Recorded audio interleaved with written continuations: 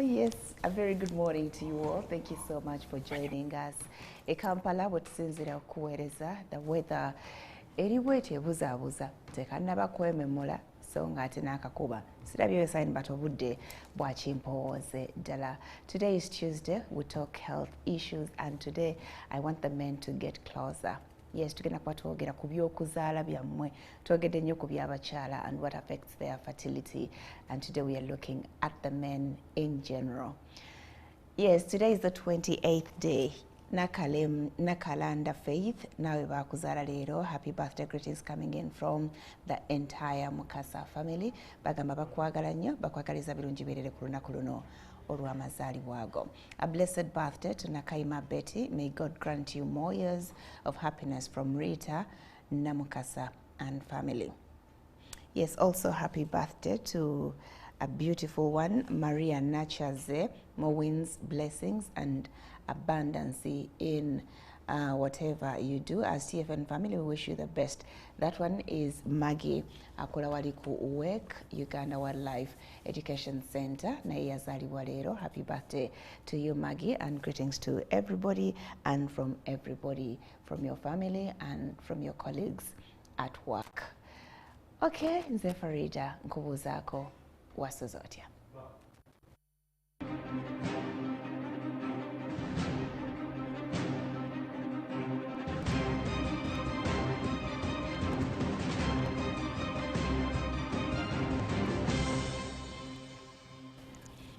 Okay, guess who is back in studio today? Dr. Frank Hasimu. Yes, urologist. Akola nnyo ku bitundu ebyo ebikwatagana n'ebyokuzaala by'abaami n'ebyokufuuyisa. Mumujjukira nnyo sijja bajjukiza kiki tumujjukirako ennyo, but yes, he's been on the show before and yagenda tuyisaamu mu episode eno ya ebyokuzaala oba fertility y'abaami. Most of the time they say le reasoning etera tugamba nti bwe muba mubuliddwa omwana batera blame kugiteeka oba olugalo batera ddusonga mu mukyala, but also research has said nti abaami ba contributing a percentage ate neewerako ku nsonga eno, so we have to seek help together as a couple. Good morning, doctor. Morning, Farida. Tukwaniriza nnyo sebo. Nze nsinze okukoma wate ku program eno. Yes, sebo. It's been a bit of time. Yes, sebo. And I'm glad to be back. Alamusiza mwena bampulira. Oluganda ntera lwogera nga ndi wano ku show. So kati nja kwejukanya naye show wenatukira makati nga lukomyewo. Kati lukyali wala. Lubuze, lumanyogera ne lukyala. Lugenda. Okay. Naye ate luli wakula bulungi nnyo. Nze ndowooza guwanyamba. Nekakati wendi. Era ndi mumativu nja because mwe ba urologist mukola ku bintu ngaki? Urologist tukola ku bulwadde obukwata ku ekkubo lyonna omusulo we guyita kuva ku nsigo, kidneys, ebiyita mu bupiira obutwala omusulo gujja mu kidneys kuguleeta mu kawago, akawago kennyini n'omusulo we guyita urethra, then n'ebitundu katawe by'abasajja we bijjira, prostate, entula, seminal-vesicles, naye tujanjaba abasajja n'abakyala ku bikwatagana n'omusulo. Naye bwe tutuuka mu by'okuzaala tukola nnyo ku bakyala, ku basajja bokka. Okay. Ffe mu bakyala ebisinga tutawaanya ne bitukalubiriza mu kufuna embuto mubaamu ebizimba mu nabaana, enseke eziblokinze, infections ebyo tufuna n'abaana zennyini okubeera ne issues. Biki ebisinga okutawaanya abaami? Abaami oyinza okugamba nti kisobola kuba ku levels nga 3. Ekisooka factory y'amagi, entula, the testicles, eyinza kuba nga erinamu obuzibu, oba tube, amazzi ago gye gayitira nga gajja genda ku gye galina okulaga. Then mechanism delivering amazzi ago oba okusobola kuyimirira no sustaining okuyimirira okwo no delivering amazzi gye galina okugenda. So at any one of those levels wayinza okuba nga waliwo obuzibu. Yes.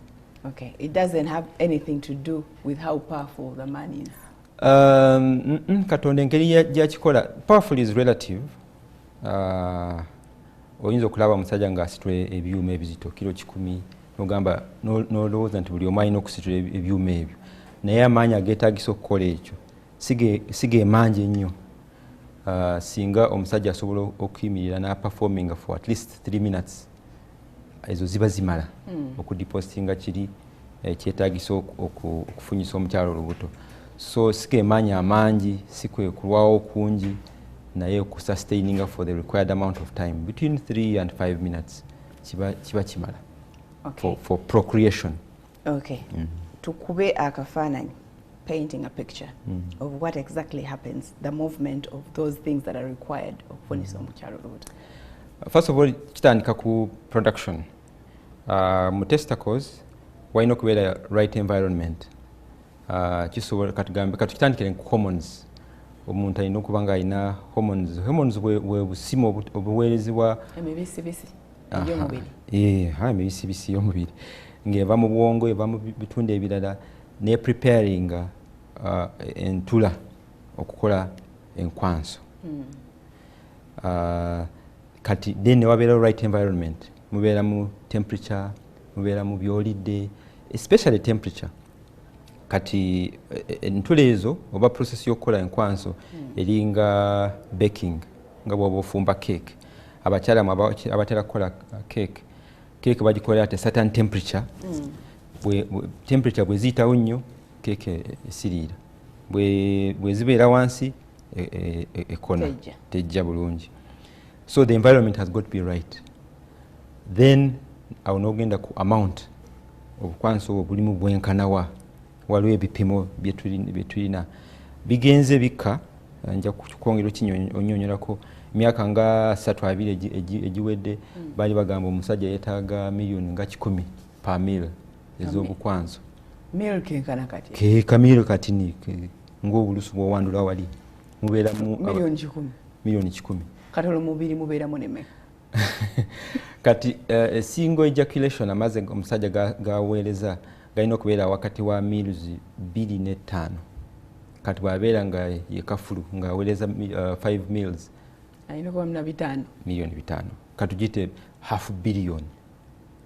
Naye bagenze barevisinga ne biva ku 10 ne bigenda ku 6 ne bigenda ku 4 as a requirement. Kati bwe tuli ne bw'obeera ne meals ne million 2 bagamba oli nnomo. Lwaki mugenze mu nsala? Ekyo munange tukyakinoonyereza.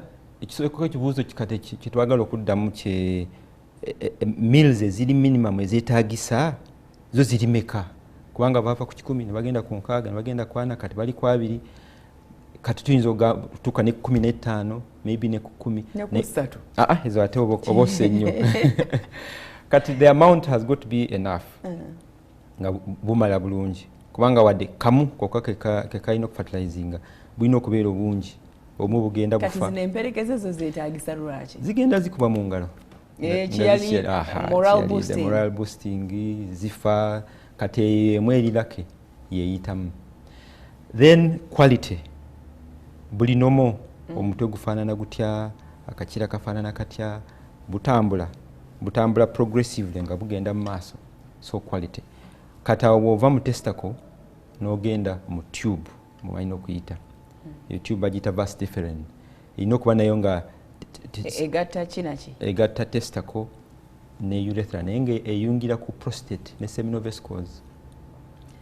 Ne seminal vesicles waliwo ebyejjayo naye nga tenatuuka eyo yonna erina okuba nga eyo pipe temuli blockage yonna. Eyo stage y'okuyotera okusanga obuzibu nga pipe eyo erinamu blockage. Kati bwetuuka ku seminal vesicles, kati buno obukwanso obuzze biri ku mazzi matini ate bwongerako amazzi amalala mwe buwugira. Katugambe ovudde mu bathtub kati n'oyingira swimming pool kati okuwuga ne kunyuma. So gana amazzi amalala is the semen? The whole thing is called semen. Naye mu semeni mubeeramu sperms obukwanso n'amazzi. Kati amazzi mwe muwugira mubeeramu n'ebyokulya fructose, mubeeramu some things which protect them, some things ezikolako ekkubo. PSA, prostate specific antigen, zibeera nga zijjamu obuwuka bwe zigenda okusanga mu kkubo. So amazzi ago agasinga gava mu seminal vesicles ne mu prostate. Kati bwetuuka ku prostate of course kati eyongeddemu agana amazzi, ate ekirala kyeyongera mu kupushinga, mu projectinga amazzi ago gagende mu maaso. Kati awo ne biyingira mu urethra, ne biyingira oli waabadde atuuse. Urethra ke kano akatuli? Nayo pipe. Ffe tulengera akatuli ak'ebweru ku busajja bw'omusajja, naye ye pipe eviira ddala mu kawago. Ebiseera ebisinga ebeetwala mu sulo ng'egujja mu kawago egufulumya. Naye mu kikolwa ekyo, yes. So that means a man can't do susu in the act? Waliwo gate, waliwo engeri eri gye kyezibawo. Bladder neck, kawago urethra wetandikira ku kawago, ne prostate waliwo engeri gye biziba ekkubo eno waggulu, nga bano abasirikale bakola road block ne bagamba lino tulizibye mwe mugende mwe muyimirire. Kati bizibawo omusulo ne gutavaayo, bano ne bayitawo ne bagenda. So a problem can be at any of those stages. Ate kati bano abasirikale watuuka eri kati abo babisigadde mu arena ya maama, wadde amazzi mwe bawugira galina kubanga gamala, neyo PSA ng'ejjeeko naye ng'amazzi gava wuwo, ate ne gasangayo amalala kugamba okuga nekweyongera, ate nga n'ekkubo nalyo ligule. Waliwo mucus plug, kitera kugala ku liiso lya nabaana. Kati zino eddakiika 3 zenkugambye baba bakonkona, kati dakiika 3 weziggwerawo nga baguddewo mucus plug eluseninze nga bwogamba. That is the cervix? Yes, at the eye of the cervix. It moves from being a gel to being a little liquefied. It's called liquefaction. Ewewuse. Kati nga abawuzi bayitamu, abagenda mu nabaana, abagenda mu fallopian tube, wona egi welinabeera. Kati bana ogambye dakiika 3 from beginning basimbula paka kuyingira? From beginning of the act. Omusajja watandikira beginning of the act to the time of ejaculation. Wasindikira amazzi go gajja mu speed seconds nga 2 oba 1 gaba gatuuse destination, gaba gatuuse. Naye the initial act is to preparinga kubo yakuyitamu. Kati gasobola kutuuka awo ku eye neegaana okugulawo? It is possible. Kati ono PSA bw'aba atamala, obanga maama ataddemu roadblock, ataddemu ebyuma, ekufulu tagigudde, awo wasobola okubeerawo obuzibu. Naye now the problem is between the two. That's why wotandikidde contribution in couple. Couple weba tefunye mwana, bagamba 50% ya mukyala, 20% ya bombi. It can be either of them. 30% it can be from the man. So there is a part where they overlap. The contribution can be for either of them. Okay. Katika mbuze nga fala, omwana omuto w'emyaka 6 abeera ne spams? Nedda. Zitandika kujja ddi? Puberty. Bw'atandika okuvubuka, kavubuka nga ze 11, 12, naye si awo ku 12, awo 14, 15, 16. Of course tewali mwaka w'okuba line into wano. Naye the puberty process ye preparing omuvubuka, amazzi ne gatandika okukolebwa, ne hormones nezeyongera, omwala watandikira okufuna periods. Yes. Omulenzi watandikira okufuna spams. So that process, omuwala bw'atandika okufuna periods, awo gamba ali ready. N'omuvubuka bw'atandika puberty nga naye process etandise. Yaffe teri so immediate, kubanga y'omuwala walaba menake period esoose, awo abeera ready. Naye omuvubuka bw'atandika okuvubuka, awo process eba etandise anywhere along the way, 14, 15, 16 awo abanga ali ready. Okay. Mu bye tumenye ebiri mu process eyo mulimu temperature. Temperature, very important. How do we regulate this? Now, let me first talk about temperature.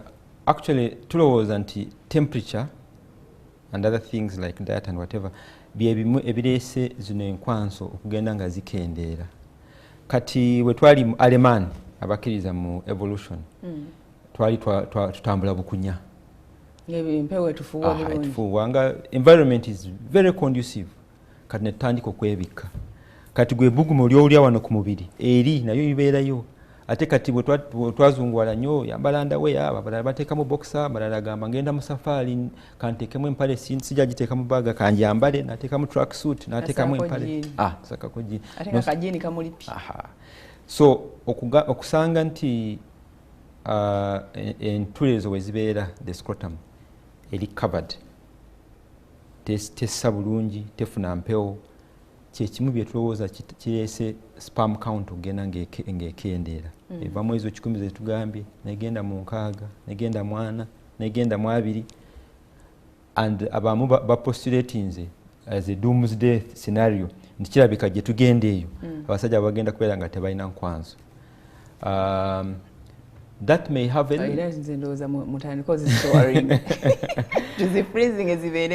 that may have a little bit of truth but not entirely. Toyinza kigaziya n'okikwasa ku buli omu. Kituufu abantu abalina enkwanso entono bayinza okweyongera sinti bonna ziweddewo. Waliwo abaana bazaalibwa ensonga emu gye tuli wano ku show abaana bazaalibwa kati bamaama batuulira mugenda kulabira abaana bammwe mulabe nti tebeebika nnyo kati abo bajja kusurvivinga bayinza okuddayo mu 10. Waliwo gwe nalaba nga ye alina uninterestingly alina complaints ye alina spams 5 million, half a billion per meal. Kati bw'okumisaamu nga ye alina billion 2.5 toto mu ejaculum mu milton mu ejaculum kati amazzi gaweereza yali akomplainingira abirala sijja bimenya wana asobola okwemanya n'anyigira ng'azifiiringa nga zijja. Yes, so waliwo abantu abakyali nnomo era bagenda kusigalawo naye suffice to say nti okwambala nnyo obuntu obuli tight wena neweebikkirira that is one thing. Zino laptop zetukwatira wano era laptop erina okubeera wano eno closed environment gye tubeeramu otudde mu jaamu saawa 2 saawa 3 oliawo wena. Yes, in fact sometimes the long distance truck drive oluusi babeera n'obuzibu obwo. All these changes in lifestyle including diet tulya ki betulya biri organic oba tulya bumpwanche buntu obujingirire buno all those over time they contribute the lowering of our sperm count. Yes. Okay. Omwana so tuka mu puberty sperms nizigana or creating. Yes, that is possible. Katao asobola kubanga hormones ezirimu obuzibu. Waliwo hormone bagita testosterone. Ye tuleetera abasajja okubeera abasajja. In fact, ejibwe libanga likyali munda ya mama at about 8 weeks. Tewabeerawo difference between the male child and the female child. But at 8 weeks, 2 months. Yes, 2 months. Testosterone bwetandika okubeera produced katawo ngo omulenzi atandika kwata ekuba eddala nga n'omwana naye akwata kuba eddala. Omutali testosterone nga akwata ekuba eddala nga asigala muwala ng'omulenzi akwata ekuba eddala. Kati bw'abanga talina testosterone amala obanga testicles nazo zirinamu obuzibu waliwo abaana balina undescended testis nga tezakka zasigala eno. Kati bino byonna bye tugamba ebya temperature ate bwebanga buli eno waggulu kibeera kibi nnyo kubanga bibeera mu body temperature. Ate body temperature difference ye y'amaanyi nnyo. Body temperature eri 37.2. The optimal temperature obukwanzi obukolerwa is 36.9. The difference is only 0.3. So the difference is very small. Kati bwe zisigala eno waggulu ne zitakka zibeera nga conditions teziri optimal. Kati zisobola okuproducinga hormones ziri testosterone n'ebiki n'avubuka naye sperm production neegaana. So kisoboka omuvubuka asobola okuvubuka naye nga kati tuba tumuloading out by'okuzaala. Tetera kukola those kinds of declaration naye awo ekkubo liba likalubye. The first thing bw'abanga ziri undescended olina ozijjayo ozisse wansi. Optimal time yokussa entula is at about 5 years latest. Naye ffe tugamba at the earliest opportunity. Maama bw'oba onaaza mwana wo w'omulenzi bukwatekwate buli oba obutula mwebuli. Bweba tebuliimu mutuleetere. The only delay tumuwaayo omwaka nga gumu, mwaka ogusooka kubanga oluusi bukka. Naye tumuteeka mu sikaani ne tulaba buli wano nga omusipi wagwa kusibira oba buli munda mwennyini. Bweba wano nga okusibira omusipi awo tubuwa chance tugamba maybe within a year buyinza okuba nga busse, but if it crosses 1 year awo tulina okukola operation netubusa netubuteeka mu position yaabwe. Is it a major operation? Yes, it is a major operation. It is a major operation. Kati Dr. Katusoke tugende tuwumule mu katono nnyo tukomewo. Alina ekibuuzo ku nsonga eno ey'okuzaala mu baami, please reach out, yita ku namba yaffe ya WhatsApp 70141499. Teekako ekibuuzo kyo naawe omukyala nga you have issues with your partner and you have probably failed to talk about it, you can talk to the doctor. Ajja kubakuwa amagezi. Temuvaawo, tukomawo. Mwana nga muto, keep pressing to be sure ensigo ezo zombi gye ziri. They are not there, please totuula, omwana ojja kuba affecting ebiseera bye eby'omu maaso. Go ahead, seek help.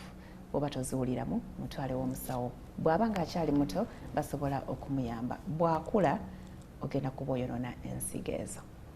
So bwe kiba nga kiseewo ayise past 5 years nga tetuzijjangamu, tuzireka ne zifiira yeeyo kuba ziba zaafudde dda. Nedda. Actually ne ku myaka tugambe 3 ziba nga tezaafudde. Okuggyako ability y'okukola sperms eba nga ekendedde nnyo. Ziba tezikolerako ddala oba zikola butono? After 5 years okukola kutandika okukendeera. Again tetulina line kugamba nti by this age zibeera useless completely. The older the less they are functional. So wagira wonna tuzissa wansi. Of course entula zikola other things, zikola hormones, testosterone gye tugambye. So tetuzijjaamu lwakuba tulowooza nti tezirinamu nkwanso. Tuzirekamu for other functions. Kati stage bw'ova ku ntula, the next point wosobola okufuna obuzibu kweyo pipe vas difference gye ngambye. Eyinza okuba nga erina blockage.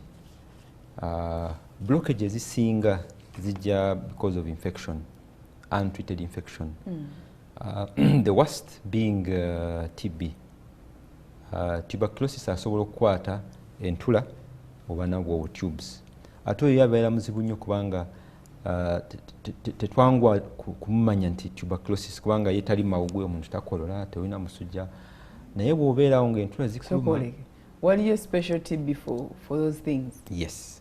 Actually, generally bagiyita extra pulmonary tuberculosis. Esobola kukwata ebitundu ebirala by'omubiri okuggyako beyond amawugwe. Kati ffe mu urology esobola okukwata testicles, okitis, TB okitis, oba the vas, oba prostate, oba ezo seminal-vesicles, ne kidneys. Those are the commonest sites. Kati yo bw'ebeeramu kubanga ebeeramu infection nga eruddemu nnyo ekola mu scar nekubeeramu enkovu. So that's one of the commonest causes of blockage. So abantu abalina pain in the testicles balina okujja tubalabe tudiagnosinge infection eya bulijjo oba mulimu ebirala. That is also very important. Bwe tuvaawo, the next problem might be mu prostate nga bwe tugambye oba seminal-vesicles. Nga tulina kugenda ku that next problem. Ate infections ebirala nga gonorrhea. Ezo gonorrhea ziblocking ate urethra eri gye tulaga pipe esembayo we ziyitira naye tezigenda mu testicles. So it doesn't cause blockage? No, it doesn't cause blockage. Only TB? TB, especially TB. Especially TB. Kati prostate has got very many diseases. The first thing, when ngambye TB, that's one of those ones. TB of the prostate may cause blockage, one, but may cause reduction. Okendeeza prostate amazzi gefulumya. Kati omusajja n'afulumya amazzi nga matini, tegamala bulungi, oba gali very concentrated, oba tegaliimu ebyo ebirungo ebyandivudde mu prostate, oba ebyandivudde mu seminal-vesicles. Kati infection naawo eyo problem gyeleeta. Either blocking of tubes obwo, nekikozinga the same problem, oba negakendeeza okufulumya amazzi. Of course, prostate diseases, endwadde za prostate, zina effect ku maanyi g'ekisajja. Although maanyi g'ekisajja paasi nga bwe tubajja kubanga tunyonyola, tegatera nnyo okugaana okufunisa omukyalo olubuto. Go gakendeeza ku pleasure. Kubanga bino ebikolwa by'okwegatta birimu procreation and pleasure. procreation yo Katonda yagiteeka ku very low threshold eyangwa kubeerawo naye kati pleasure yebeera affected oba mulimu pain oba banguwa oba bwebityo tujja bituukako. So prostate diseases, that's the effect they have. But in terms of fertility, blockage, reduction in amazzi agava mu prostate ne seminovesicles. Kati bw'ogenda mu urethra, again blockage, urethral strictures, oba even prostate enlargement. Naye ekirungi ky'ebyo kubanga urethra bw'eba blocked, biblockinga ate n'omusulo. Ekyo kyo abantu bangu okyufiiringa nekinogerwa eddagala. Ekyo kyanguwa. So tekicontributinga nnyo. Naye during the time woina blockage, blockinze bamutaddemu akapiira bakatadde ku lubuto kati ebyo byonna of course bijja kuleetera obutazaala. Wow. Worry y'abasajja esingira ddala oba bo bennyini gye bantaddeko focus mu bino ebintu byonna is what? The major contributor to infertility in men. Infertility, the biggest contributor is down to low sperm count. Kubanga yeeyo ebeerawo nga togimanyi. Tugiinako control? Nedda. Not even diet helps. Okay, we'll reach there. Kati awo tugiinako control in that way. But the first thing is that sometimes you don't know until omukyala tafuna lubuto. Yes, tugiinako control byeŋŋambye temperature regulation. Yambadde otya. Naye ebyo tebitera kwa affecting acutely. Kiba kibuildinze over time. Oba inherently sperm count yo ebeera nge si ey'amaanyi ennyo bino ne bigyongerera ne deepinga. Things like nutrition, yes.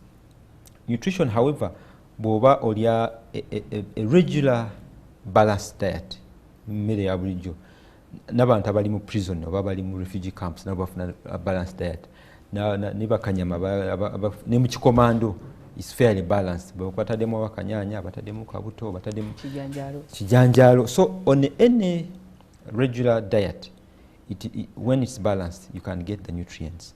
But sometimes one may need a little supplementation. Naye njagala kuwa caution wano. Kubanga abantu abasinga baddukira nnyo ku supplements.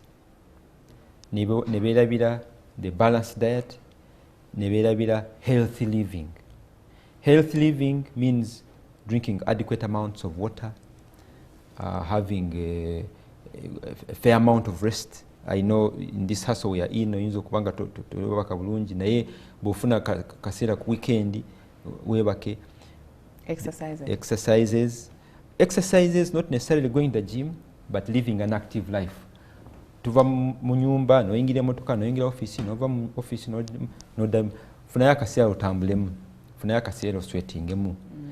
The other things is the indulgence. Abantu beindulginga kunywa omwenge oguyitiridde and other drugs, but especially alcohol. Kubanga alcohol etandika nga pleasure, then it becomes a habit, then becomes an addiction.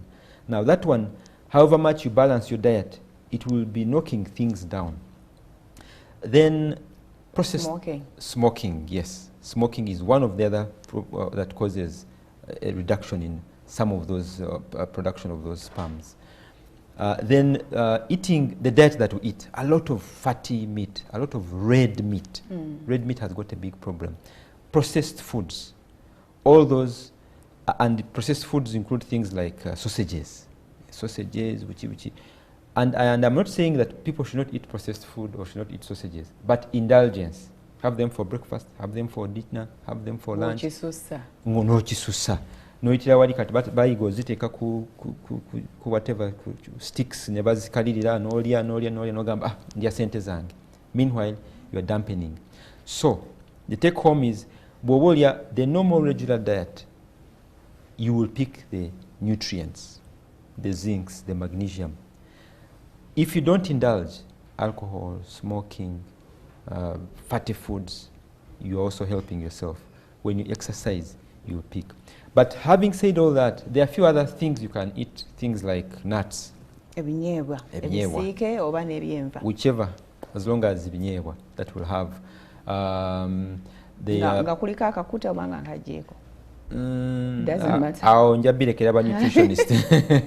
Ekinyeebwa Katonda bw'akikola ate ebimeketi bino ebiro babitaana ebibisi. The way God packaged these things, the rest is just to improve your taste. But once they've reached the stomach will sort out byeyagala kubanga izo nutrients tezivaamu. The more untampered with, the better. Ate mwogo omubisi. Mwogo is fine. Mwogo is quite fine. Then there are things like pumpkin seeds.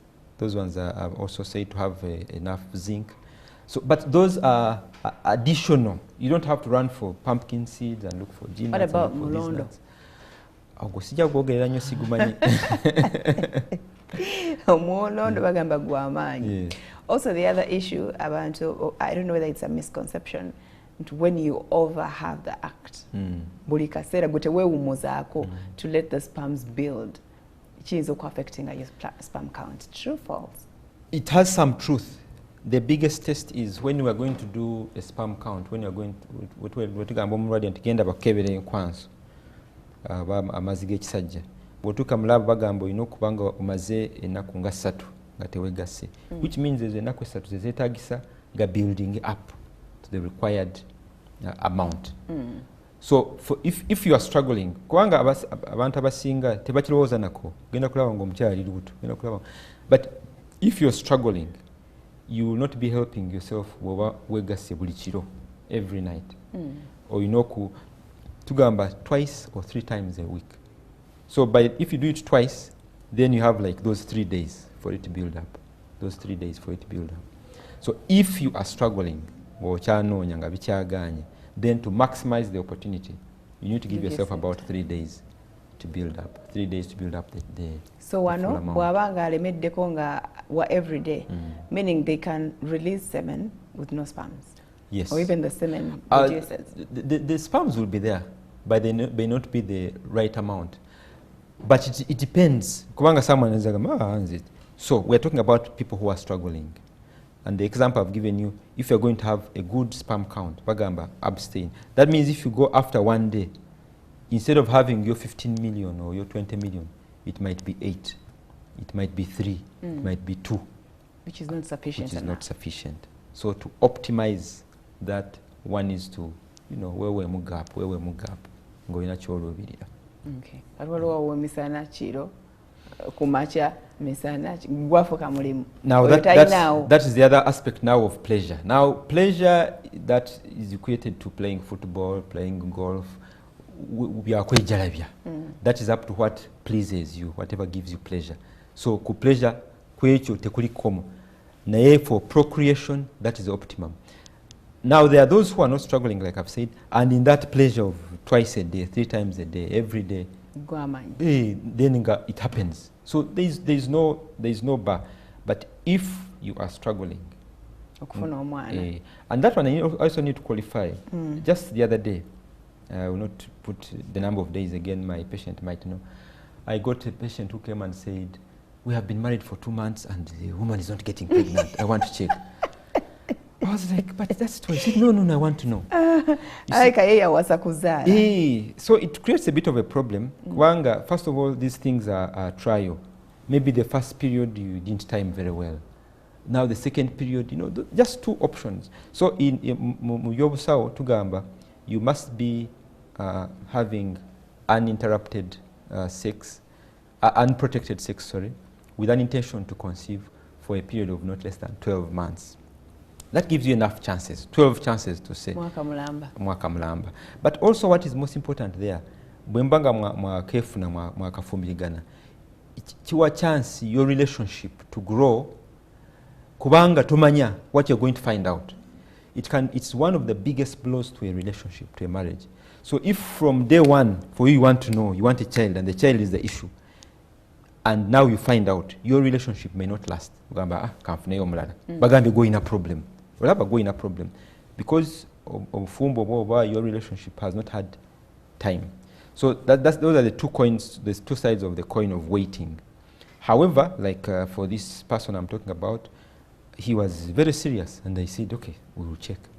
I'm yet to receive the results. So we sent him for all the all the tests, then we'll see. Nga mukambwe muzibu. Oh yeah. Ntasayika komusali. Mukama amusasire zikomewo nga sperm count teri low. Yes. So when they are diagnosed with low sperm count, tukola tutya? Tuyinayo bu supplements, tuyinayo ezili artificial? Okay, so there are two scenarios. Sperm count ngeli low, we call it oligospermia, or nga temuli, isospermia. Isospermia is one of the hardest things to manage. Naye kyosooka okumanaginga kulaba ziproducingwa, are they being produced? Naye nga waliwo blockage, they're not being delivered, or they're not being produced. That's the first thing you work out. And then if you find that they are being produced and there's a blockage, there are some operations we can do to unblock the passage.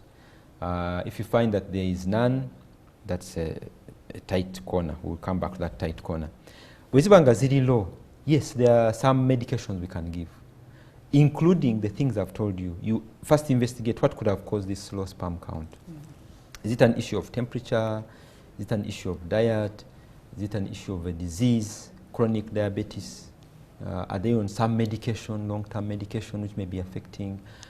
There's a condition called varicocele ng'emiswa egyetoolodde obusajja ne tubes naddala nnyo zireeta omusaayi. The arteries is surrounded by veins. Kubeerako network y'emiswa ebeera nga radiator. Kati omusaayi bwe guba guva mu lubuto mu muntu nga gugenda eri ne guyita mu network ya veins. Kati zino veins zibeeramu omusaayi nga guli cooler than guno gujja. Kati ne gupikinga temperature. By the time omusaayi we guyitiramu eyo network y'emiswa, temperature be dropping by those 0.3 degrees zenkugambye. Kati n'emiswa bwegejja omusaayi ogwandibadde guyitamu katugambe nga gutwala seconds nga 2 okucrossinga ne gustagnatinga ne gutandika okutwala tugambe dakiika nga 2 seconds nga 10 oba 2, ogenda kwesanga nga temperature eri mu musaayi mu veins yenkana ne eri mu artery. Now that counter current mechanism nerekerawo okuwujja n'okusa temperatures z'omusaayi ogenda mu testicles. So bwe tusanga nti emiswa egyo gigezze, tusobola ogirongoosa ne tugikendeeza ne tugijjamu kati no restoring that counter current mechanism ekulinga omusaayi nga gugenda eri. So ebyo byebimu byokebera n'olaba emiswa ezimbye, waliwo obuzibu mu prostate. Then ekirala otunira ku hormones naddala nnyo eyo gyengambye testosterone, follicle stimulating hormone, luteinizing hormone. Olaba waliwo esse, waliwo eyambuse ennyo, and you do some bit of hormonal balancing. Okay, so hormones can be dealt with, yes, but there are no artificial sperms. Science has tried to simulate that. So the quick answer is no, tewali artificial. Naye awo wetugende ate mu in vitro fertilization. Basobola okujjayo kati oli ne bwabeera ne million emu, technically million emu oba emitwalo 5 tegasobola kufertilizinga. Naye scientifically basobola okugajjamu ne bagooza ne bagacentrifuging ne gasigala nga amazzi ne baddira eggi ly'omukyala ne balireeta ne balifertilizinga ne balizayo mu n'abaana. So omuntu bw'aba nga alina low sperm count n'omuwa eddagala tebikoze naye ng'alina ky'alinako, the science can get those sperms, improve them and fertilize the egg and return it. Okay. What's the contribution of masturbation? Masturbation just changes the whole calculus of the sex act. Yeah.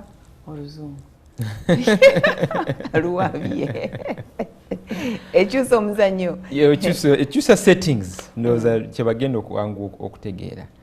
Kubanga oli aba amanyiridde okwemaliriza in a certain way. Kati ate bw'atandika in another way, omubiri gwekanga. Ugamba kino kiki? Tekyaffectinga amazzi, tekyaffectinga ability even to fertilize, no. Naye kikyusa nnyo settings. Ate ebyo bye bisinga bye tusinga okulaba. Kubanga nga bwe nkugambye waliwo procreation ne pleasure. It will affect the way you derive pleasure in the natural way. kubanga omanyiridde kiri. Yes. So it, pleasure bit is affected, but So procreation is intact. It's usually preserved. Okay. Yes. Katuddemu tuwumulemu katono. Please tovaawo akyalina ekibuuzo kiweereza mangu tujja kutuuka point nga tetukyatwala birala omusawo mwaganya asobola okubiddamu kuddamu ennamba 706 14 19 98 tukomawo. Can I have my water?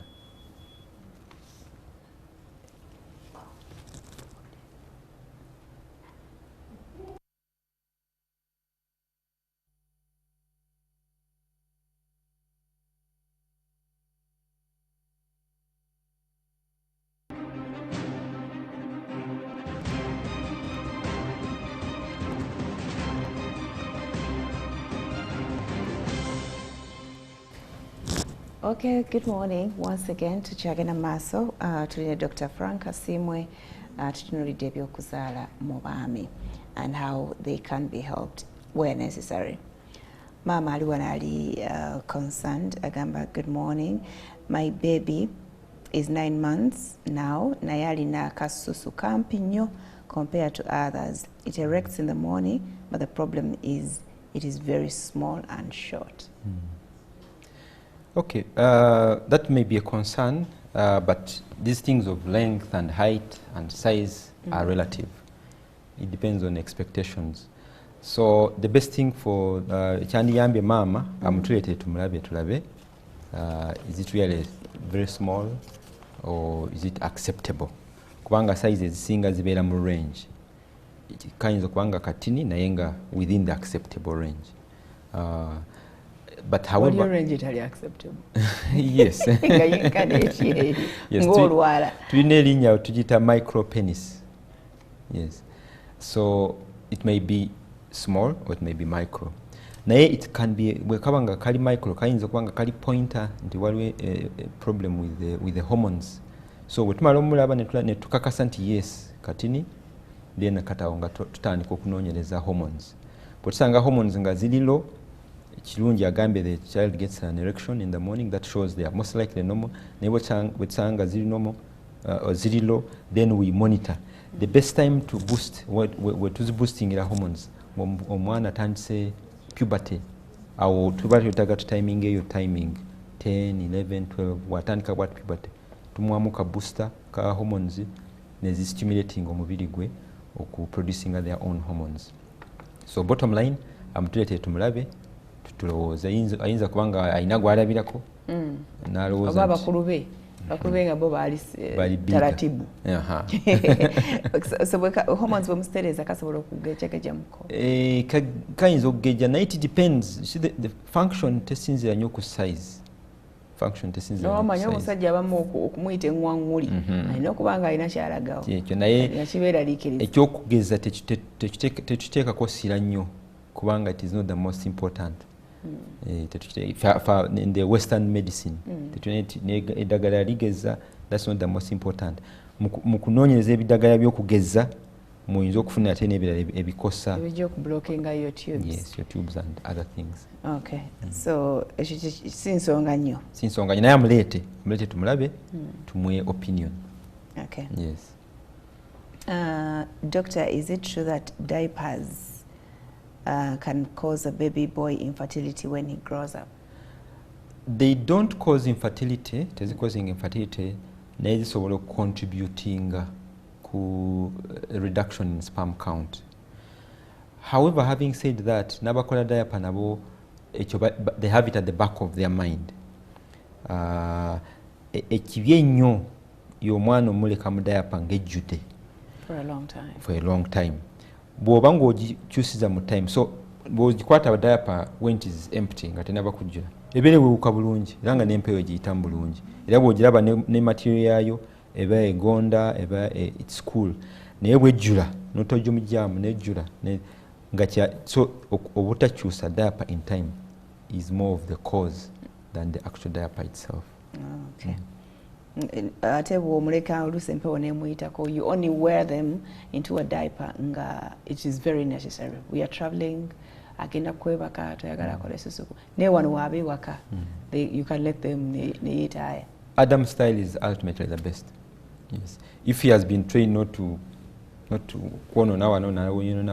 so you balance. Wabanga body trained, you can leave him to be free. Your room to be neat, as long as you change the diaper. Okay. Changing the diaper in time. Is there or are there specific foods a pregnant woman expecting a baby boy should eat for proper development of that system?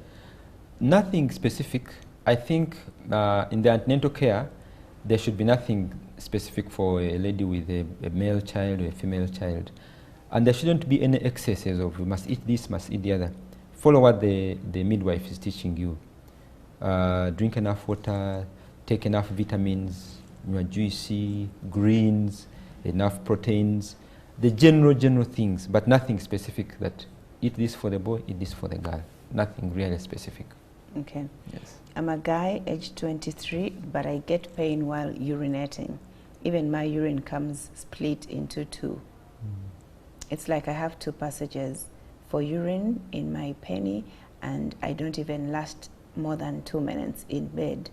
But have never masturbated, though I stopped. I've ever masturbated, though I stopped. What am I suffering from, and how can I be helped? Thanks. Okay, about 3 problems he has brought out. Pain while micturating, while passing in, is infection. Omusulo okufuluma nga gugira mu gundi bbiri wayinza okubanga waliwo blockage. Ate yo blockage yereeta an infection. So you might be having a blockage in your urethra nga omusulo tegugwayo bulungi oba tegufuluma bulungi nekireeta infection ekikuleetera okulumizibwa. The issue of not lasting, yes, we meet that quite a lot, especially abavubuka ababadde involved in masturbation. Nga bwe nkugambye, this is the part which is most affected. Premature ejaculation, erectile dysfunction. Kubanga settings zatandikira ku system endala ate kati ozikyusa oziteeka ku ndala. But the good news is if you stop or when you stop and then persevere in the right way, then it usually picks up. Eventually it picks up. But initially you may have problems, or once in a while you may have problems because mumiswa gyaffe mu nerves mulimu ze bayita synapses. Your first experiences create a pathway. Those are the expectations. Those are the expectations. Kati bw'okyusa ate n'ogenda mu system endala, there is a bit of a, of a mismatch. This pathway is not satisfied. So ngebivaako mangu egamba eno gyontutte sibitegeera ebivaako mangu. But now when you persist in the normal way, then new pathways are created and that will improve. But if it persists, there are a few things we can help you with, some medicines, some procedures, but also to help you understand the problem. The issue of lasting in bed, of course, like I said, it's got two aspects. There is the procreation bit, which has got a threshold of about 3 minutes, 5 minutes, 7 minutes. Then the aspect of pleasure. 1 minute here. That is a problem. Underscoring. Yeah, that is a problem. 2 minutes, that's a problem. 3 minutes, our boy demu babinywera. You have now entered the league. But for pleasure, that is a string. It's neither here nor there. In this era of internet, porn, chat, clip, you see people who are lasting hours. You're like, everyone wants to be like what they see on the clips. That's not normal.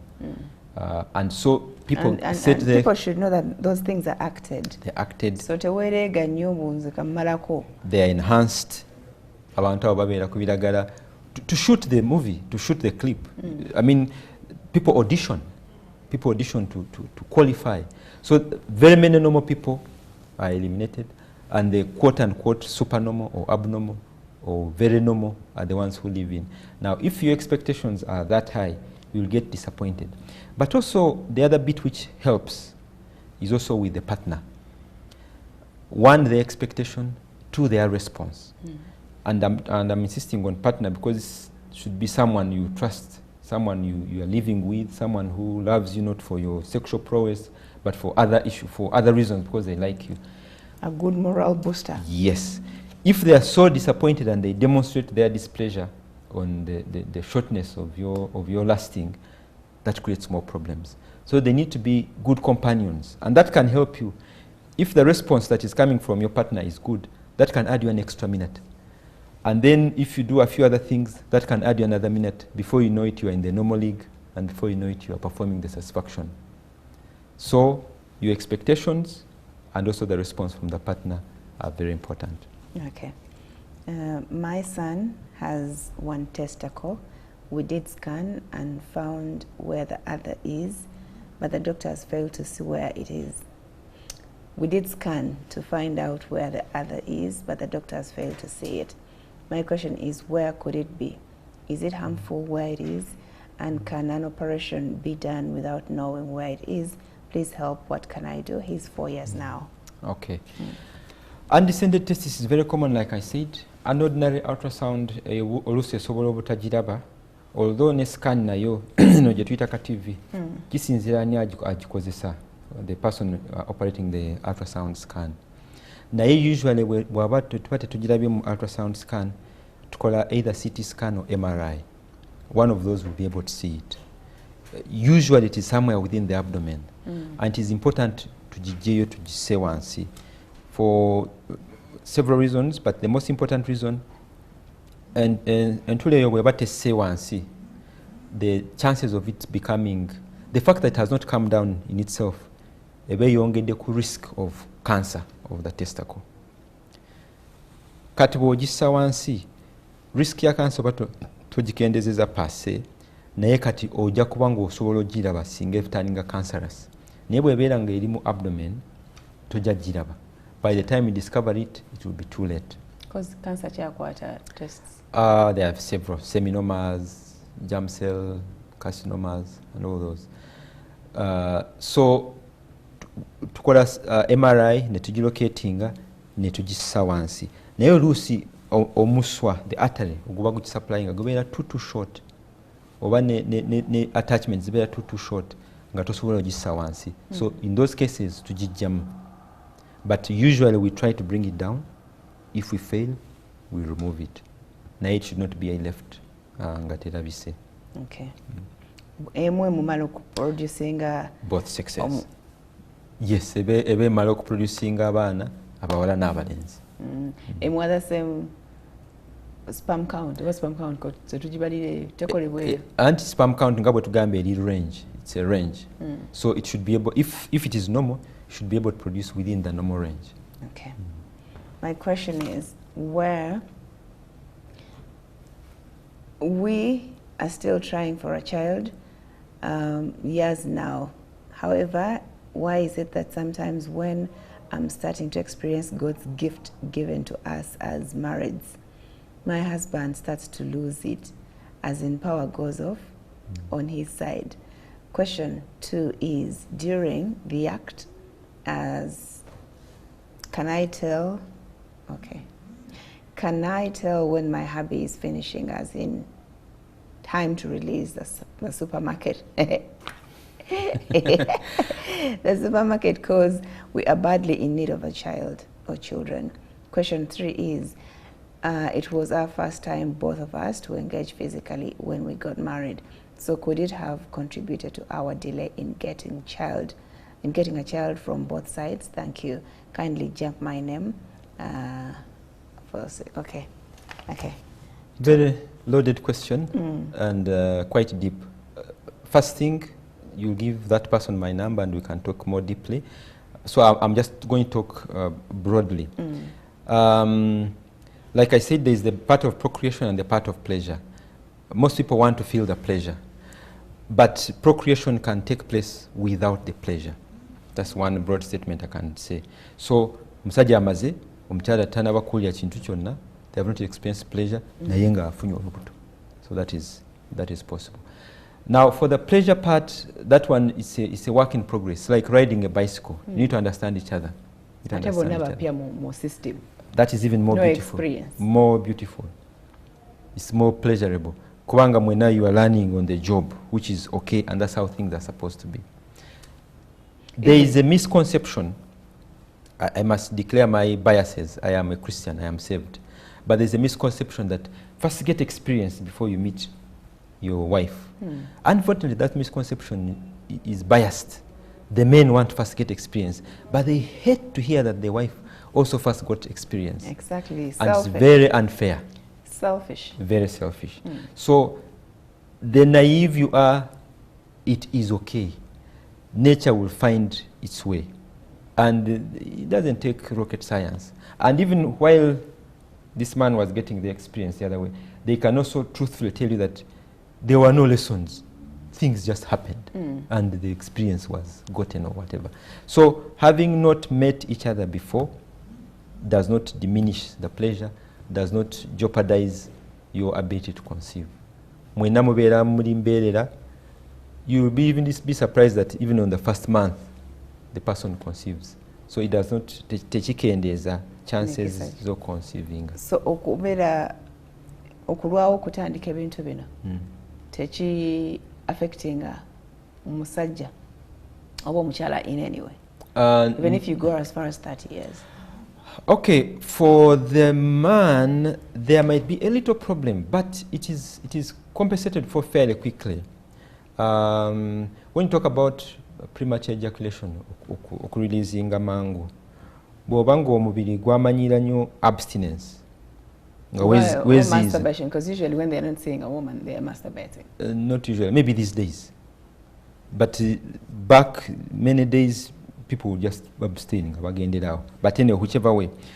If you do masturbation, that makes it even worse. Kubanga katoba tuse roundabout okute ye masakati ngogenda mityana. Kati bwobo tuse kyenge n'ogamba ate tugenda mityana ate nilukaya, coming back becomes a problem.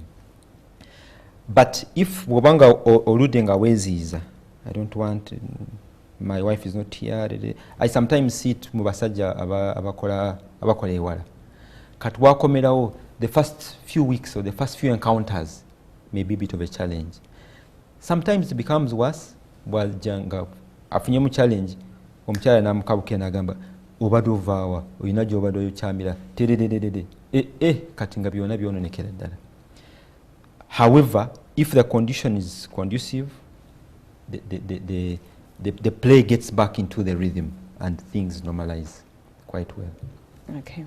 That half-assed question was, why is it that sometimes when I'm starting to experience, because njabi muddamu enamba yange tujja kwogera at length. Okay. Engeri gy'abyogedde nga bibikabika nange saagala my children are watching. Sally, she's in Nairobi, but whatever the case. Okay, doctor, my baby is okay to Amsomie. Morning, my husband was fine before, but it's now 2 weeks. Ebintu byakyuka alwawo okusituka. Oyina first foreplay, nange mbi dressing. Ate nnyo for a long time. Ate oluusi bw'omu enticinga tasituka. Bw'asituka aba yakatandika ng'agwa. Ontegeera. What might be the problem? And is it true that sperms oluusi ziggwamu mu musajja n'abeera ng'afulumya mpewo instead of sperms? Okay, I'll begin with the last one. No. Abasajja are producing sperms. Actually, they die still capable of fertilizing, even in their hundreds, 90s, 100s. They still have their sperms being produced. Mnange mukama simanyi we are planning. And I was reading something to care for the family, motherly instinct, grandmotherly instinct, keeping the family together. That's why the women have menopause. It was not very scientific. Also, I think the fact, this is common sense telling me, nti oba okuze omubiri guko yatotandika okwetikka olubuto. Yes. So there's that aspect. So omusajja asigala nga alina enkwanso ze throughout their life. Now, the issue of premature ejaculation, kubanga kirabika kyagambye. These have been very difficult. Yet ejaculating, it just falls, erects and falls. Yes. Now, we have been living in fairly difficult times. There's been a lot of mental health or mental dis-ease during this lockdown, COVID, fears, economic stresses. There have been lots of stresses. Many people, by the way, they don't realize how it really gets to them, but it has gotten to many men. The ability or inability to provide, the uncertainty of life. That's one area that is hit hardest, the sexual performance. It's hit extremely hard. And it's been quite a lot. Some people have actually thought that COVID affects male potency. Others have even gone ahead to speculate that even the vaccine. I have had very many people. I see not less than 4 people with premature ejaculation, erectile dysfunction this time around. And I'm beginning to see patients who have been vaccinated. I'm beginning to see patients who have had COVID. I have not had one whose either COVID infection has made things worse or whose vaccination has initiated or made things worse. So I think it is just the stresses of what we are living in these days that is worsening these times. People are a little bit stressed. We eat. Then of course, things we eat, the things we're involved in that can worsen our sexual performance. Too much shisha. Drugs, shisha and all those things, they affect. They bring pleasure, and actually some of them are a bit ironical. Some drugs can enhance you initially, improve your performance, and then eventually they make you hang, and it ends there. Okay. Kati amuyambeko okumuzengulu azen okubeera nga amukakanya, calm him down before you go. They need to be very understanding. They need to be bawe namba yange tujja kwogera. Okay. I have 3 sons and pregnant with another son. My husband's firstborn is a boy, meaning he's going to have 5 boys. I wanted a girl and tried to calculate the days in which ICD get a girl. I think in which I could get a girl. Naye tebyakoze. Could it be that my husband produces only male sperms? Or something is a problem? Now, issues of gender or sex determination are a little bit tight. I am not schooled in the realm of how to determine sex. There are people who say certain months, certain days of the month, certain periods of the cycle. What I know is that the X or the Y is produced by the man. So whatever you're doing, you better involve your man. And I'll leave it at that. It is the man who determines. It's either give you the X or the Y. And that determination is not mental, it's not voluntary. It is involuntary. We've already talked about 500 million sperms. You can't know which one is going to succeed. As to what to do to get which sex, that's not my area, and I will not go into it. Maybe she can opt for IVF. Because they want a female. Actually, what is her reason for wanting a girl? It must be gender balance, social, pleasures. People want a balanced life and all kinds of things. I don't know whether I would really advise that, but there are many other aspects to look at. Talk to your gynecologist if they can do it for you. I'm not familiar that the IVF are allowed formally to gender determine, to give you boys or girls. They can. They can. I know the science is there. They can see which is the Y, which is the X. But usually it is necessary to leave it. It comes with a lot of things. Yes. Including costs. I suppose Rakubancha is worried. And it looks like the girl is not coming, meaning I may go an extra pregnancy or extra pregnancies looking for a girl. Looking for a girl. Nenga omwami wo talina akosse kwekyo ekyadirwa afuna omuwala. We are releasing a which chromosome to help you, my dear. But hang in there. Let me read one more, then we can take another break. Thank you. I'm called Abdul. What brings frequent urination, especially at night? I'm a male, 32 years, did a lab checkup, and I had urea 6.7, slightly high, and normal creatinine. Yes, that one. So I repeated the test again. The next day when I did it again, urea was normal and creatinine a bit low. What could be the problem? I have no diabetes. Thank you. I think we shall answer that when we return. Let's take a break. Please don't go away.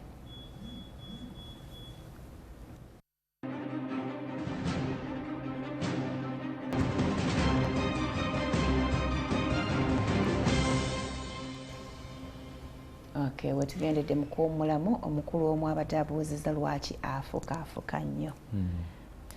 Ate nga tulina okufuuka tu release obukyafu. Yes, naye bwe kiyitirira, and of course that needs to be qualified, kiba kiraga problem, several problems. One, the commonness ebeera infection.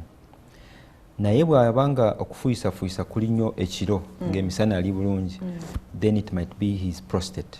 Wadde mu myaka kirabika kyali muto, 30 years, 30 something, 32, but still there can be some prostate conditions ezireeta okufuuyisa. So we need he needs to be checked for that. The issue of his blood check that he did, urea, creatinine, the good thing, creatinine was normal. Creatinine, it is the better test for kidney function. Kubanga ebeera stable for a long time. Ekyuka nga waliwo obuzibu. Naddala nnyo okugenda waggulu. Naye urea ekyuka nnyo tetukigenderako nnyo. And indeed bweyagikola olunaku olumu it was 6 point something olwaddako ng'esse wansi. Urea usually comes from protein. If you have had a very heavy proteinous meal, your urea could go up, but it should not stay up. So the bigger problem might be his prostate, or there is a condition called interstitial cystitis, stimulating nga infection naye nga temuli buwuka. Naye it is not very easy for him to tease out what it is. Ajje tumulabe, we'll be able to tease out what it is. Okay, omuntu ali nnomo ng'anywa bulungi amazzi ge ayinza kufuuka mirundi ng'emeka? Kati emirundi tetugibala nti bwe kyetupima otwala bbanga ki kuva lw'ofuuyisiza n'olwozeemu kufuuyisa. The normal time period should not be less than 3 hours. Bw'obanga, okay, I will qualify it a bit again. Nga ofulumye ku ssaawa emu, kati ku ssaawa 4 awo n'oba ofuuyisa tekirina tabu. Kati bwe zitandika okukka ne ziddira wansi wa ssaawa 2 less than 2 hours kuba lw'ofuuyisiza. So ofuuyisa ssaawa emu, ssaawa 2 ozeemu n'ofuuyisa, ssaawa 3 ozeemu n'ofuuyisa, buli ssaawa emu oba buli dakiika 3. Awo waliwo n'afuuka after 15 minutes. Then there's a problem. If that bw'abanga ava kunywa something ng'anywedde kumukumu. That must also be in moderation. The bottom line is, if you can explain it, nti nvudde kunywa kati nfuuyisiza, that may be okay. Naye nga ne bw'otonywedde olina okugenda kufuuyisa less than 3 hours, less than 2 hours, less than 3 hours, less than 2 hours on a regular basis.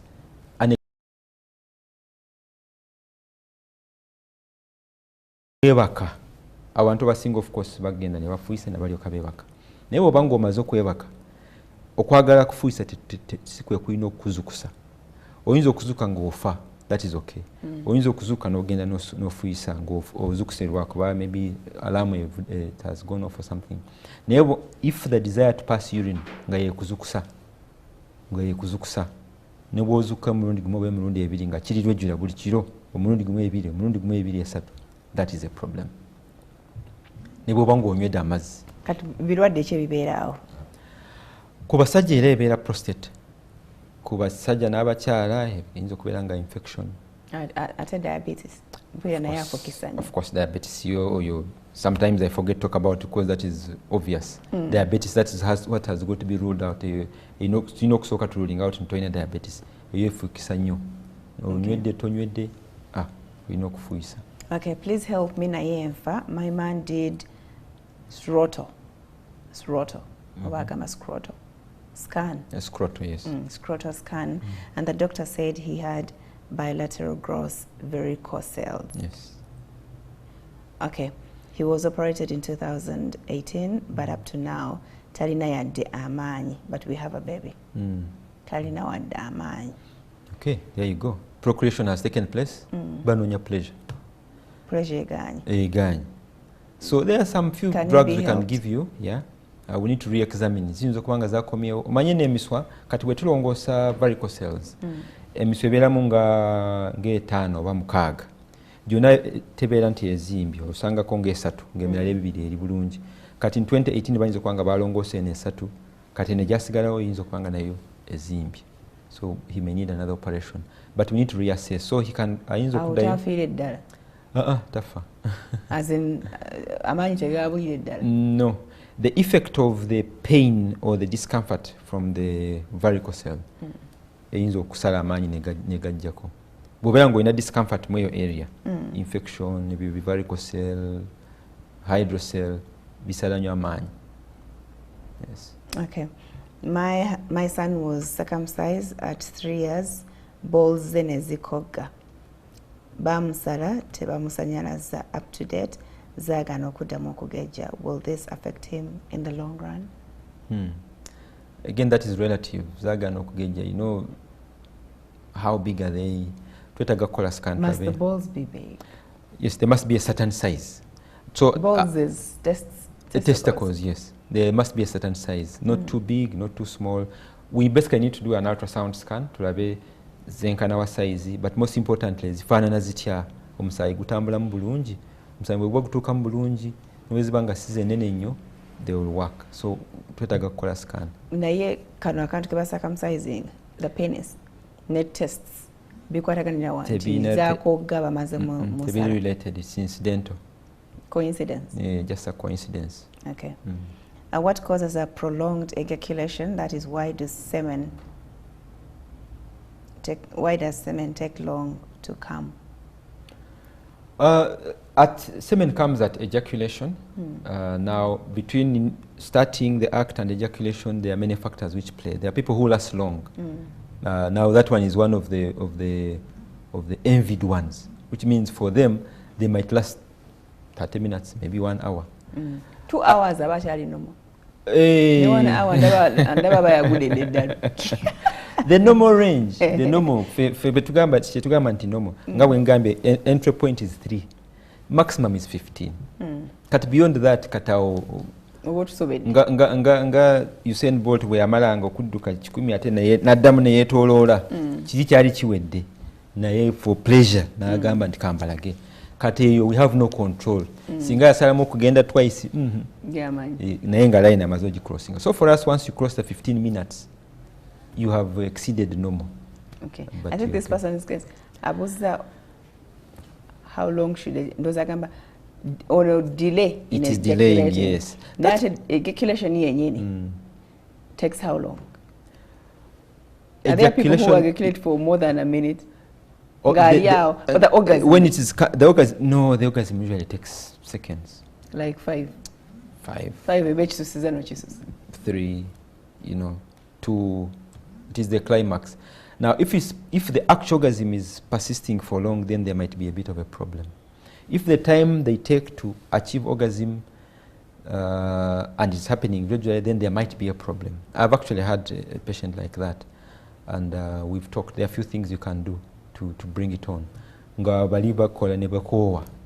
All of them just get knocked out, but they are not achieving the climax. That can be a problem, and there are a few things that one can do to help that situation. Okay. My husband's palms are too thick. My worry is I wonder if he can fertilize. He spends longer hours before releasing. Do you think he's normal? I don't want to lose him. Palms as in engalo. I'm not sure if that is related, unless there is a syndrome which I'm not very aware of. He needs to be looked at properly. The conditions which can be associated with abnormal hormones have got other features. Maybe a long, big palm. My husband's palms are too palms. thick. Yeah, that can be a problem. Yes, the semen is thick. Yeah, that could be a problem. Maybe he's low on PSA. It should be light. I mean, it should be fairly light. It should not be. I don't know what to compare it with. It should be fairly light. Porridge is too thick. Mucus is a bit too thick. You've seen this gel hand sanitizer around about there. The gel hand sanitizer around about there. But you see, all this we are hypothesizing. The best thing is to do a semen analysis. There's what they call the liquefaction test. How long it takes to liquefy, usually under 30 seconds, I think. So they do all this analysis and look at the components of the semen. That's what we need to do. Okay.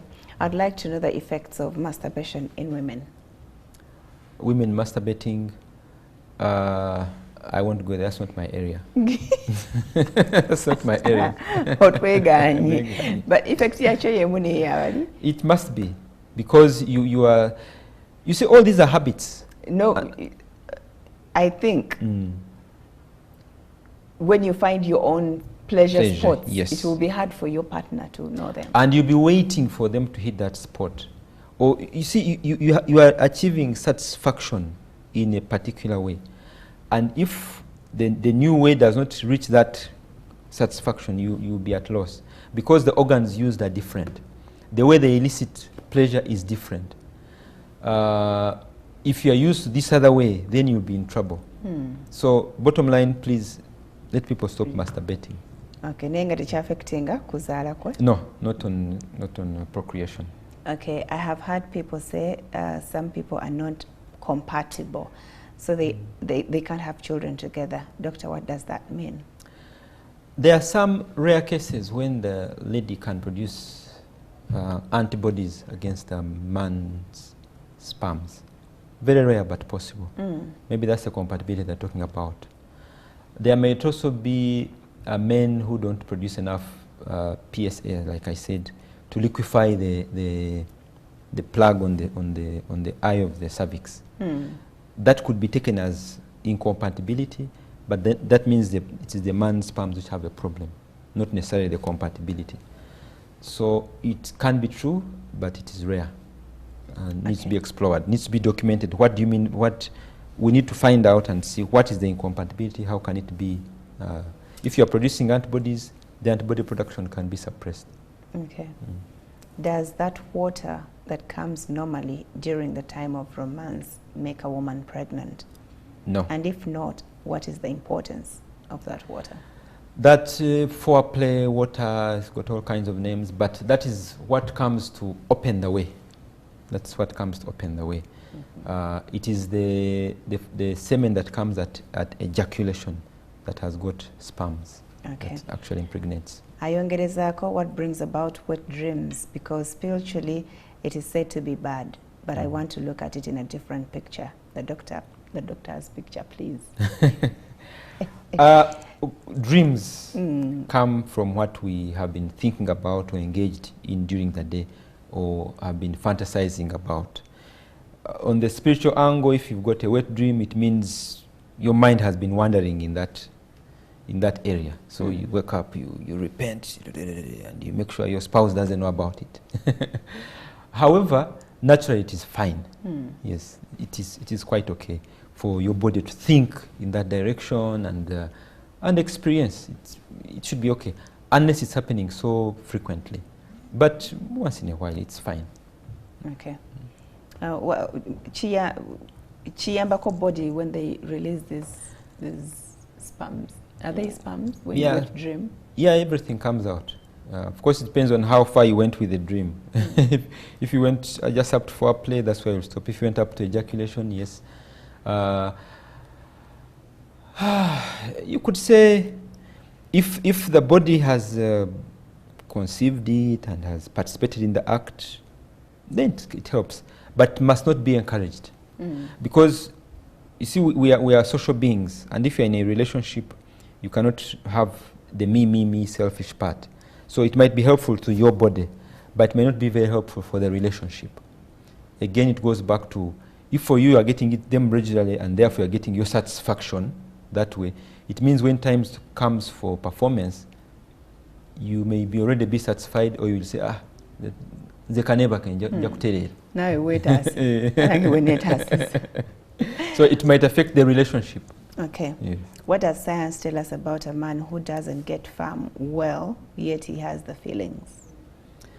A weak erection. A weak erection can come from many things. One, the stimulation. Maybe they are not impressed. But it could have something to do with the innervation. It could have something to do with the blood supply. Like we said, chronic illnesses. Medications. If someone is diabetic, they can have weak erections. If they have got spinal cord lesions, people who are paralyzed, of course for those ones they either get no erection at all or weak erections. So there might be an explanation, but the biggest chunk is in the psyche. The biggest chunk in the sexual act is in the psyche. Before we run to the physical ailments, the thoughts, the feelings, if they are not into the picture and they are not, or they are distracted in their mind, either they're thinking about income or debts or business or a project. Sometimes people don't realize that even when you're running a successful business and you're preoccupied, that can take away your mind and you may either get a weak erection or fail to get one. So the possibilities need to be explored, and someone, you place before them all these options and they look through their circumstances and see which one is possible. But there are some medications which can help after we've explored what it could be. Okay. Is there a cause for worry about nature of sperm? Sometimes it is, it's like a porridge, and at other times very watery and light, like texture of the runny nose, mucus. What explains that? I think we kind of mentioned about it, the liquefaction. I think to be on the safe side, that person should have a semen analysis, and in which they will tell us what the problem is. Is it the liquefaction? Is it the other components? And then we see there are some medications which can help bring it the right consistency. Affecting we better too thick? Too thick, yes. It might. The sperms may fail to swim. To swim. Yes. Okay.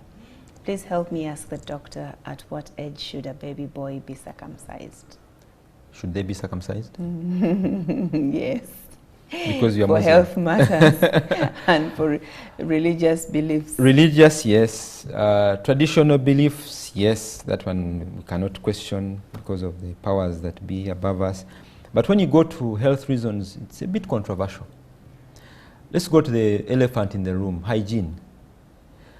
The fluid that surrounds the glands, the head of the penis, and is between the glands to the head of the penis and the foreskin, is not dirt. It is smegma. It's a lubricant. It is equivalent to the wax in your ears. It is equivalent to the saliva in your mouth. So it should be there? Yeah. Cleaning abulungi, because we want to. Why to cleaning abulungi? If you can afford a circumcision, why should you not be able to clean properly? And be avoiding to. Lazy. They are men who will not bathe for a week. Get unlazy. And they do susu and don't clean up, dry up.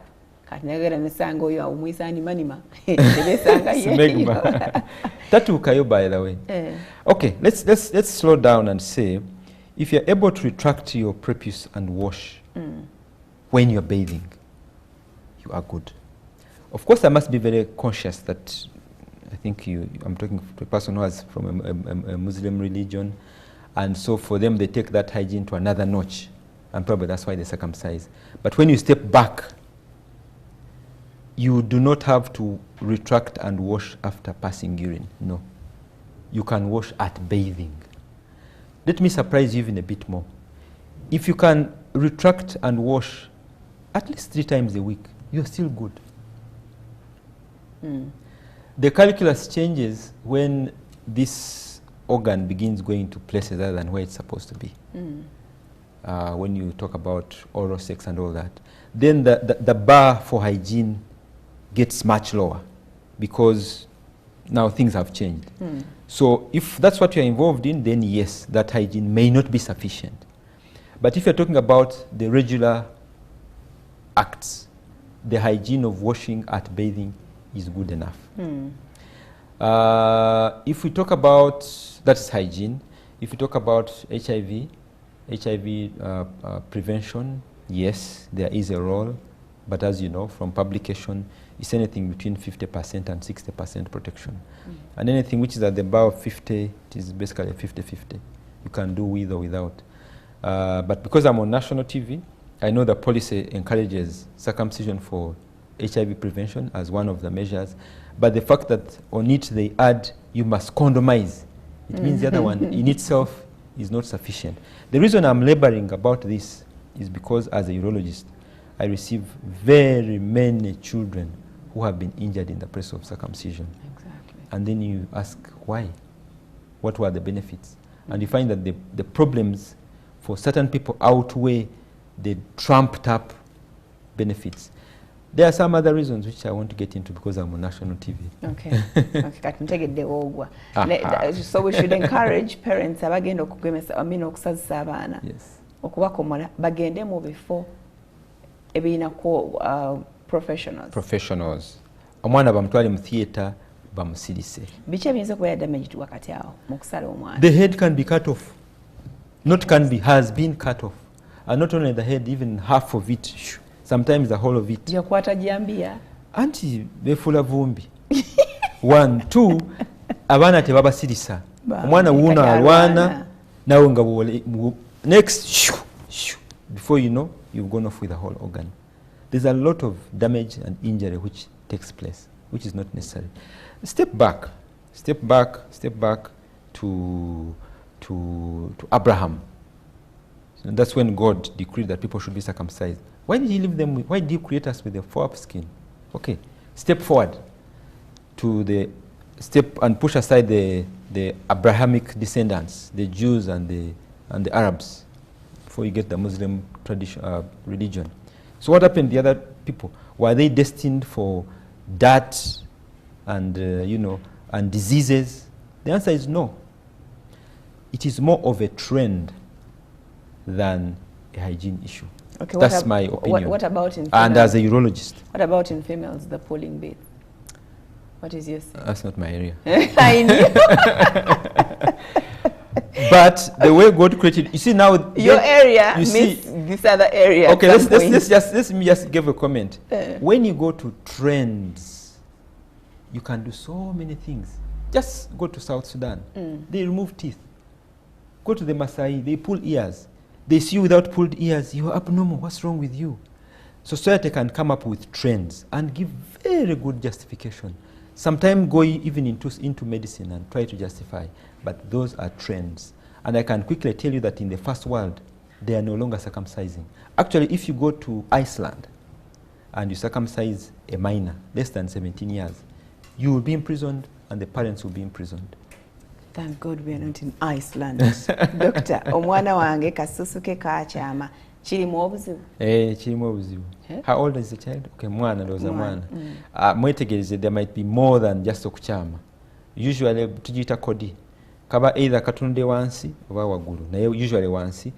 Bwekaba katunde nyo wansi oyinza okusanga nga n'omusolo wegufulumira teguli wano ku tip akatuli kali eno wansi. So tulina okumwetegereza tulabe. That is a problem. But when it gets to erection, kaimira kasigalira tekavaayo bulungi. So tulina omwetegereza tumulabe. Okay. Nsaba kumbuliza omusajja ali nnomo enkwasa ze zirina kufaanana zitya mu ndabika twakizeemu. I went for a sperm count and I was told I don't have the sperms. I further did another checkup to find out whether my body produces sperms, and it was found that there is no sperm production in my body. I have sex normally, but now I'm confused on whether I should ever make my woman pregnant.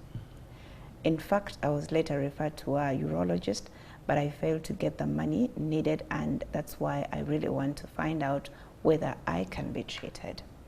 Ekisooka ajje mulago.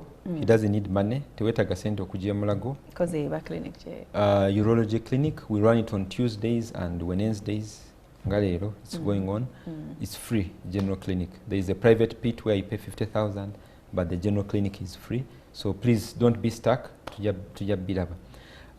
Naye the issue of there being no sperms, which I mentioned as azoospermia, it's tight. So first we confirm whether they are actually being produced and there's a blockage that could be solved, or if they are not produced at all. Should we confirm that they are not being produced at all, then that's when you talk about sperm donation. Currently in Uganda we've got a sperm bank. You can go and get sperms, and then you do IVF for the wife. When you step back, the tradition, you didn't need to go to a bank. You had a couple of relatives who could help, brothers and cousins. If you're a traditionist, kisigala mu family, but there are ways around that, so that there is a child born to that woman who belongs to your bed. Actually, in my tradition, they used to say, "Amzeira chitanda cha." So as long as that child is born on your bed, they are your child. Yes. Okay. Is withdrawing method also in line with masturbation, even when you have a woman? Well, if you're doing it for family planning purposes, that is fine. I think masturbation goes beyond just the withdrawal. It is to do with the build-up, the stimulation, the playing and the with whole yourself. act. Yes. Okay, I'm Hakim from Zambia. My penny gets a corner in it when I erect. Ask the doctor if there is any medication to straighten it back in original form. That requires surgery. It's called Peyronie's disease. Ebanga yafunamu engeri y'enkovu. Era if you touch wekyamira, oyinza okufuulira nga waliwo engeri y'akatulutu something firm. You may feel it or you may not feel it. Kiva mu bbanga ne katandika okweweta. Nedda abanga alina engeri gye yakosebwa. Alina okubanga alina engeri gye yakosebwa. Either akimanyi oba takimanyi. But we can operate. There are several procedures we can do to straighten it. Don't suffer in silence. Again, jangu emulago tujja kukolako, tujja kulaba. Okay, my son was tuzeeyo ku bizibu byaffe. Okay. My son was circumcised at 3 months, but his penny isn't growing the way I see. Could there be any problem? The boy is now 6 years. I am worried for my son. That may not be, may not have to do anything with the circumcision. It may just be down to size, like we said for the earlier person, and the size is relative. So I'm ready to mulabe. There may be no problem, or there could be a problem. We need to check. The issues with circumcision are usually to do with injury. Omutuba kusazeeko oba akatuli omuswa omusolo we guyita mwegiri naye sijamaanyi tegirina tabu. Ekizibu ennyo okusala urethra omusolo mwe guyitira kati kandibadde kafulumira wano ku tip naye mu circumcision ne ba injury nga wano nga ku mutwe we gutandikira kati omusolo ne guyitira wano n'eri oba n'eri ne gutayita ne gutira wano. It's called a urethro-cutaneous fistula. Very common. How you have the urethra? I want to assume the urethra is inside. That is what the intention is. Naye surgery is surgery. The urethra is quite superficial at the neck of the head. That is one. It's quite close. Second, waliwo omuswa. There is an artery, the phrenic artery. Gutirika nnyo. Kati mu kugezaako okuziyiza ogwo omusaayi we batera okwononera urethra eyo ne bagyonoona mu kukwata mu kusiba naddala nnyo nga omwana tomusirisiza. I really want, if we are to close the issue of circumcision, if you are to circumcise abaana basirise, it is not fair nti omwana omukute nasi kwata wano nawe kwata wali kajja kukaaba kasirike n'omusala live. It makes your surgery a little bit messy, and many problems arise for not giving anesthesia for the children. Okay. Luzakasembayo, harm to this area. Is it affecting your fertility? What do you mean? For example, bano mubadde mulwana muno nakube vivi wano on these organs. Oba oli ku mupiira ne mwekube kuuli oba ogudde oba kabenje or anything ne kakona mu bitundu ebyo. Yes, it can injure. The commonest organ injured is usually the urethra. Mu basambi b'omupiira, we call it stridal injury. Namukuba makati g'amagulu. Urethra eyitira ku gumba. Kati bw'agikoona n'aginyigira ku gumba awe efunawo enkovu it can get injury. Omusulo nga teguyitawo bulungi. Ne reproduction. Urethra bw'ebeera blocked, the good thing nga bwengambye, it is noticed quickly nekikolekting kubanga omusulo guba tegufuluma, and therefore usually reproduction tebeera affected nnyo. Okujjako nga surgery tegenze bulungi ne wasigalawo enkovu ne biwanvuwa, that's when reproduction can be affected. Okay. Essimu yo Dr. Ogambe tugibawe, should we then give it to them ebbali or even on air? You give away on air. I've suffered enough and it can't get any worse. All right. I better get number Dr. Frank, Ali 772 42 75 and 61. Musanvu biri anamu biri nsanvu motano nkaga. Mwe mtemufanagazibu gamwe, please reach out for help anytime, anywhere. Abagambye clinic yabwe ya urology emulago yabwerere, pass there on Tuesdays and Wednesdays. That's at 9:10. Yes, bakebere atayagala kulinda funayo emitwalo gy'etaano ogende mu private section. Esimu bwe bagikuba n'esigikwata, which happens a lot, weereza ka message. But before the day ends nja kuwa ka message nkalabye nga nkwanukudde. Okay, mumanyi okusumbuwa omuntu n'okuba essimu 8 in 2 minutes. What is that? He's a doctor, abeera akola ku balwadde. Okay, until tomorrow, may God bless you tugenze. Thank you for being a part of the show. Bye-bye. Thank you very much. Thank you, doctor.